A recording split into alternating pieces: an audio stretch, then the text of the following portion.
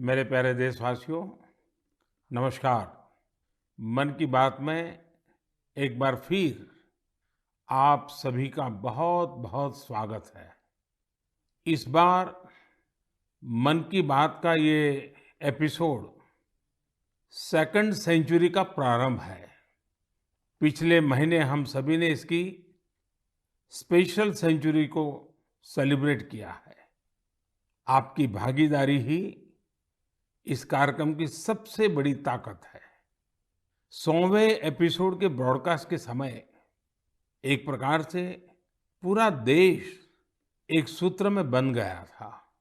हमारे सफाई कर्मी भाई बहन हो या फिर अलग अलग सेक्टर्स के दिग्गज, मन की बात ने सबको एक साथ लाने का काम किया है।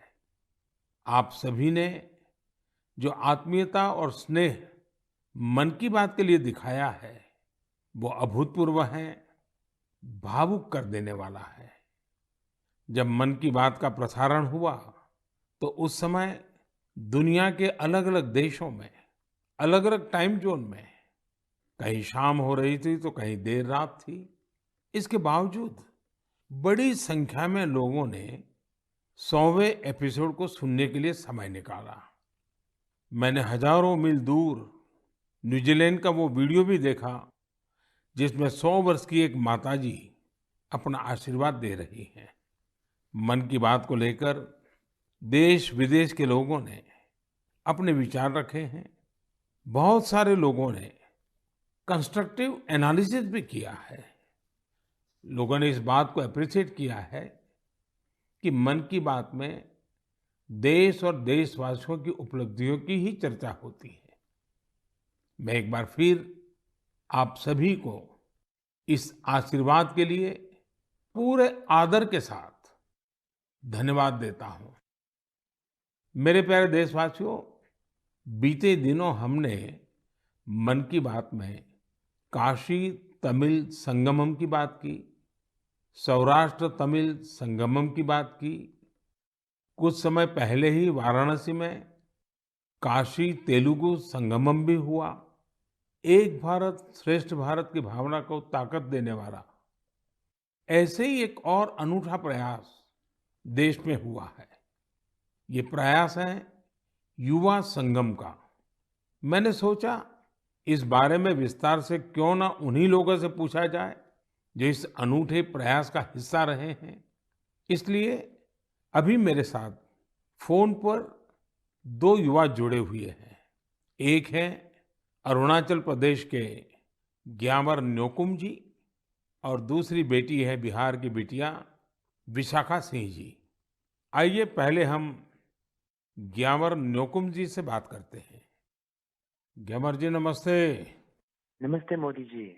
अच्छा ग्यामर जी, जरा सबसे पहले तो मैं आपके विषय में जानना चाहता हूँ। मोदी जी, सबसे पहले तो मैं आपका और भारत सरकार का बहुत ही ज्यादा आभार व्यक्त करता हूँ कि आपने बहुत कीमती टाइम निकाल के मुझसे बात करने का मुझे मौका दिया।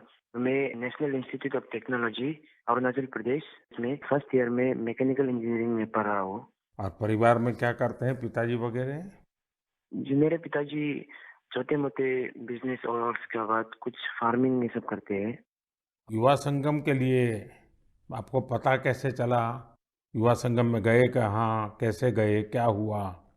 मोदी जी, मुझे युवा संगम का हमारे जो इंस्टीट्यूशन है, जो एनआईटी है, उन्होंने हमें बताया था कि आप इसमें भाग ले सकते हैं। तो मैंने फिर थोड़ा इंटरनेट में थोड़ा खोज किया। फिर मुझे पता चला कि ये एक बहुत ही अच्छा प्रोग्राम है जिसमें मुझे एक भारत श्रेष्ठ भारत ना जो विजन है उसमें भी बहुत ही योगदान दे सकते हैं और मुझे कुछ नया चीज जानने का मौका मिलेगा ना। तो तुरंत मैंने फिर उसमें वेबसाइट में जाके एनरोल किया। मेरा अनुभव बहुत ही मजेदार रहा, बहुत ही अच्छा था। कोई सिलेक्शन आपको करना था? मोदी जी ने जब वेबसाइट खोला था, अरुणाचल वालों के लिए दो ऑप्शन था। पहला था आंध्र प्रदेश जिसमें आईआईटी तिरुपति था और दूसरा था सेंट्रल यूनिवर्सिटी राजस्थान। तो मैंने राजस्थान में किया था अपना फर्स्ट प्रेफरेंस। सेकंड प्रेफरेंस मैंने आईआईटी तिरुपति किया था। तो मुझे राजस्थान के लिए सेलेक्ट हुआ था, तो मैं राजस्थान गया था। कैसा रहा आपका राजस्थान यात्रा? आप पहली बार राजस्थान गए थे?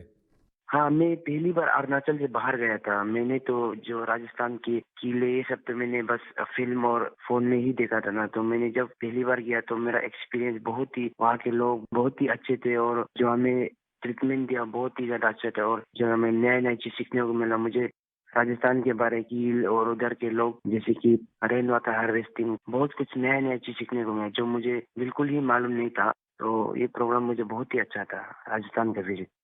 देखिए, आपको तो सबसे बड़ा फ़ायदा ये हुआ है कि अरुणाचल में भी वीरों की भूमि है, राजस्थान भी वीरों की भूमि है और राजस्थान से सेना में भी बहुत बड़ी संख्या में लोग हैं और अरुणाचल में सीमा पर जो सैनिक है, उसमें जब भी राजस्थान के लोग मिलेंगे तो आप ज़रूर उनसे बात करेंगे कि देखिए मैं राजस्थान गया था, ऐसा अनुभव था, तो आपकी तो निकटता एकदम से बढ़ जाएगी। अच्छा, आपको वहाँ कोई समानताएँ भी ध्यान में आई होगी, आपको लगता होगा हाँ यार, ये अरुणाचल में भी तो ऐसा ही है। मोदी जी मुझे जो एक समानता मुझे मिली ना वो थी कि जो देश प्रेम है ना और जो एक भारत श्रेष्ठ भारत का जो विजन और जो फीलिंग जो मुझे देखा क्योंकि अरुणाचल में भी लोग अपने आप को बहुत ही गर्व महसूस करते हैं कि वो भारतीय हैं कि और राजस्थान में भी लोग अपनी मातृभूमि के लिए बहुत जो गर्व महसूस होता है वो चीज मुझे बहुत ही ज्यादा नजर आया और स्पेशली जो युवा पीढ़ी है ना क्योंकि मैंने उधर में बहुत सारे युवा के साथ इंटरेक्ट और बातचीत किया ना तो वो चीज जो मुझे बहुत सिमिलरिटी नजर आया जो कि वो चाहते हैं कि भारत के लिए जो कुछ करने का और जो अपने देश के लिए प्रेम है ना वो चीज जो मुझे बहुत ही दोनों ही राज्य में बहुत सिमिलरिटी नजर आया। तो वहाँ जो मित्र मिले हैं, उससे परिचय बढ़ाया कि आकर के भूल गए? मैंने बढ़ाया परिचय किया। हाँ, तो आप सोशल मीडिया में एक्टिव हैं? जी मोदी जी में एक्टिव हो। तो आपने ब्लॉग लिखना चाहिए, अपना ये युवा संगम का अनुभव कैसा रहा, आपने उसमें एनरोल कैसे किया, राजस्थान में अनुभव कैसा रहा, ताकि देश भर के युवाओं को पता चले कि एक भारत श्रेष्ठ भारत का महात्म्य क्या है, ये योजना क्या है, उसका फायदा युवा कैसे ले सकते हैं। पूरा अपने एक्सपीरियंस का ब्लॉग लिखना चाहिए, तो बहुत लोगों को पढ़ने के लिए काम आएगा। जी मैं जरूर करूंगा। ग्यामर जी, बहुत अच्छा लगा आपसे बात करके और आप सब युवा देश के लिए, देश के उज्जवल भविष्य के लिए, क्योंकि ये 25 साल अत्यंत महत्वपूर्ण है, आपके जीवन के भी और देश के जीवन के भी। तो मेरी बहुत-बहुत शुभकामनाएं, धन्यवाद। धन्यवाद मोदी जी आपको भी। नमस्कार भैया। साथियों, अरुणाचल के लोग इतनी आत्मीयता से भरे होते हैं कि उनसे बात करते हुए मुझे बहुत आनंद आता है। युवा संगम में ग्यामर जी का अनुभव तो बेहतरीन रहा। आइए अब बिहार की बेटी विशाखा सिंह जी से बात करते हैं। विशाखा जी नमस्कार। सर्वप्रथम तो भारत के माननीय प्रधानमंत्री जी को मेरा प्रणाम और नारा दिया था, बाद में अटल जी ने इसमें जय विज्ञान भी जोड़ दिया था। कुछ वर्ष पहले देश के वैज्ञानिकों से बात करते हुए मैंने जय अनुसंधान की बात की थी। मन की बात में आज बात एक ऐसे व्यक्ति की, एक ऐसी संस्था की जो जय जवान, जय किसान, जय विज्ञान और जय अनुसंधान इन चारों का ही प्रतिबिंब है। ये सज्जन है महाराष्ट्र के श्रीमान शिवाजी शामराव डोले जी। शिवाजी डोले नासिक जिले के एक छोटे से गांव के रहने वाले हैं। वो गरीब आदिवासी किसान परिवार से आते हैं और एक पूर्व सैनिक भी है। फौज में रहते हुए उन्होंने अपना जीवन देश के लिए लगाया। रिटायर होने के बाद उन्होंने कुछ नया सीखने का फैसला किया और एग्रीकल्चर में डिप्लोमा किया। यानी वो जय जवान से जय किसान की तरफ बढ़ चले। अब हर पल उनकी कोशिश यही रहती है कि कैसे कृषि क्षेत्र में अपना अधिक से अधिक योगदान दें। अपने इस अभियान में शिवाजी डोले जी ने 20 लोगों की एक छोटी सी टीम बनाई और कुछ पूर्व सैनिकों को भी इसमें जोड़ा। इसके बाद उनकी इस टीम ने Venkateswara cooperative power and agro processing limited नाम की एक सहकारी संस्था का प्रबंधन अपने हाथ में ले लिया। ये सहकारी संस्था निष्क्रिय पड़ी थी, जिसे रिवाइव करने का बीड़ा उन्होंने उठाया। देखते ही देखते आज वेंकटेश्वर कोऑपरेटिव का विस्तार कई जिलों में हो गया है। आज ये टीम महाराष्ट्र और कर्नाटका में काम कर रही है। इससे करीब 18,000 लोग जुड़े हैं जिनमें काफी संख्या में हमारे एक्स सर्विसमैन भी हैं। नासिक के मालेगांव में इस टीम के सदस्य 500 एकड़ से ज्यादा जमीन में एग्रो फार्मिंग कर रहे हैं। ये टीम जल संरक्षण के लिए भी कई तालाब भी बनवाने में जुटी है। खास बात यह है कि इन्होंने ऑर्गेनिक फार्मिंग और डेयरी भी शुरू की है। अब इनके उगाए अंगूरों को यूरोप में भी एक्सपोर्ट किया जा रहा है। इस टीम की जो दो बड़ी विशेषताएं हैं जिसने मेरा ध्यान आकर्षित किया है, वो ये है जय विज्ञान और जय अनुसंधान। इसके सदस्य टेक्नोलॉजी और मॉडर्न एग्रो प्रैक्टिसेस का अधिक से अधिक उपयोग कर रहे हैं। दूसरी विशेषता यह है कि वे एक्सपोर्ट के लिए जरूरी कई तरह के सर्टिफिकेशन पर भी फोकस कर रहे हैं। सहकार से समृद्धि की भावना के साथ काम कर रही इस टीम की मैं सराहना करता हूं। इस प्रयास से न सिर्फ बड़ी संख्या में लोगों का सशक्तिकरण हुआ है, बल्कि आजीविका के अनेक साधन भी बने हैं। मुझे उम्मीद है कि यह प्रयास मन की बात के हर श्रोता को प्रेरित करेगा। मेरे प्यारे देशवासियों, आज 28 मई को महान स्वतंत्रता सेनानी वीर सावरकर जी की जयंती है। उनके त्याग, साहस और संकल्प शक्ति से जुड़ी गाथाएं आज भी हम सबको प्रेरित करती हैं। मैं वो दिन भूल नहीं सकता जब मैं अंडमान में उस कोठरी में गया था जहां वीर सावरकर ने काला पानी की सजा काटी थी।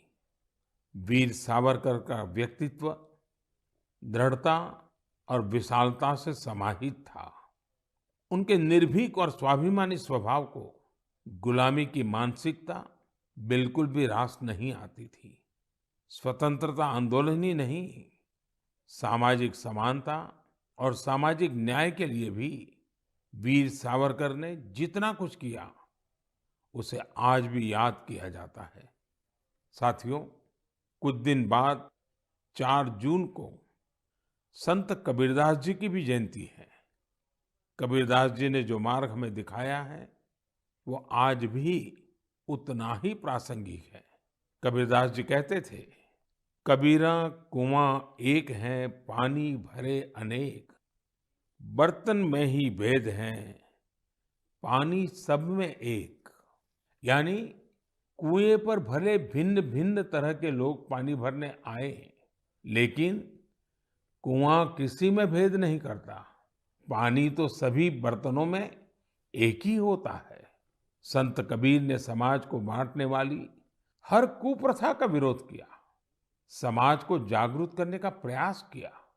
आज जब देश विकसित होने के संकल्प के साथ आगे बढ़ रहा है, तो हमें संत कबीर से प्रेरणा लेते हुए समाज को सशक्त करने के अपने प्रयास और बढ़ाने चाहिए।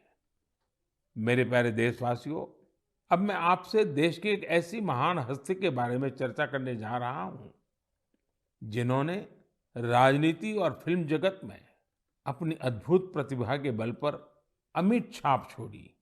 इस महान हस्ती का नाम है एनटी रामाराव, जिन्हें हम सभी एनटीआर के नाम से भी जानते हैं।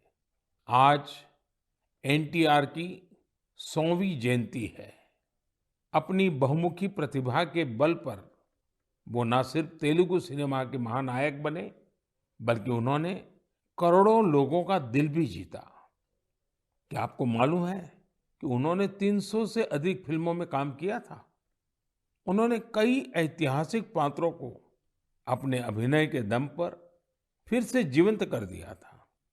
भगवान कृष्ण, राम और ऐसी कई अन्य भूमिकाओं में एनटीआर की एक्टिंग को लोगों ने इतना पसंद किया कि लोग उन्हें आज भी याद करते हैं। एनटीआर ने सिनेमा जगत के साथ साथ राजनीति में भी अपनी अलग पहचान बनाई थी। यहाँ भी उन्हें लोगों का भरपूर प्यार और आशीर्वाद मिला। देश दुनिया में लाखों लोगों के दिलों पर राज करने वाले एनटी रामाराव जी को मैं अपनी विनम्र श्रद्धांजलि अर्पित करता हूं। मेरे प्यारे देशवासियों, मन की बात में इस बार इतना ही। अगली बार कुछ नए विषयों के साथ आपके बीच आऊंगा।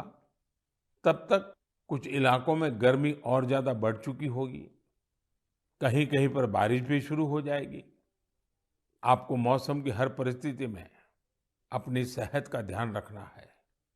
21 जून को हम वर्ल्ड योगा डे भी मनाएंगे। उसकी भी देश विदेश में तैयारियां चल रही है।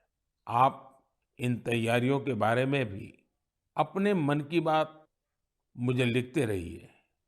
किसी और विषय पर कोई और जानकारी अगर आपको मिले तो वो भी मुझे बताइएगा।